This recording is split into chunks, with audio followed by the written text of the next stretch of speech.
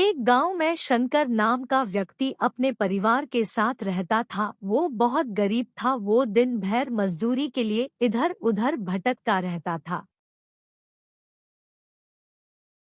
वो थका हारा अपने घर पहुंचा। उसकी पत्नी ने उससे पूछा, क्या बात है, आप बहुत थके हुए लग रहे हो, आपको कुछ काम मिला कि नहीं? घर में खाने के लिए कुछ नहीं है, मैं क्या करूं? तुम ही बताओ मैं क्या करूं। मैं पूरा दिन काम ढूंढता रहता हूं पर कुछ मिल ही नहीं रहा है। कल सुबह सेठ जी से पूछता हूं कि मेरे लायक कुछ काम है क्या। यह बोलकर वो सोने चला जाता है।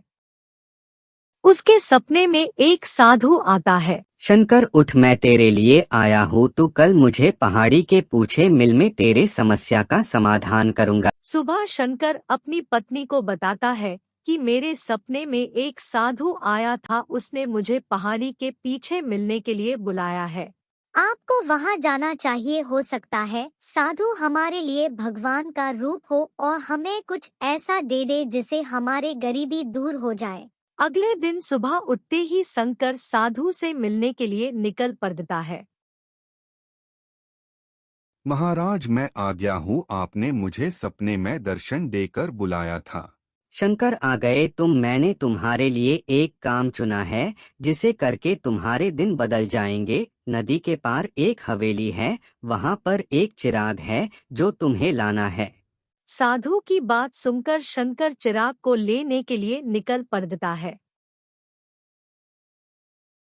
कौन हो तुम? यहाँ किस लिए आए हो? यह मेरे हवेली है, मैं यहाँ की रानी हूँ। यहाँ पर मेरे सिवाय कोई नहीं आता, मैं जो चाहूँ वो करती हूँ। मेरा नाम शंकर है। मैं बहुत दूर से आया हूँ। मुझे यहाँ से चिराग लेकर जाना है। अगर तू मेरे 3 पहेलियों का जवाब दे देगा तो मैं तुझे यहाँ से जिंदा जाने दूंगी, वरना यही मार कर खा जाऊंगी। ठीक है, मैं तुम्हारी पहेलियों के लिए तैयार हूँ, मगर तुम्हें मुझे एक वचन देना होगा कि तुम मुझे सही सलामत जाने दोगी। ठीक है, अब मैं तुझसे पहेली पूछती हूँ। पंख नहीं पर उड़ती है, हाथ नहीं पर लड़ती है। अरे, इतनी आसान पहेली! इसका उत्तर तो मुझे पता है। इसका उत्तर है पतंग। चलो, तुमने एक पहेली का उत्तर तो दे दिया। अब मैं तुमसे दूसरी पहेली पूछती हूँ, सोच समझ कर जवाब देना। राजा के महल में रानी 50, सिर पटके दीवार से जलकर हो खाक। इसका उत्तर है माचिस। अब मैं आखिरी पहेली पूछती हूँ, अगर तुमने सही जवाब दे दिया तो मैं तुम्हें जाने दूंगी।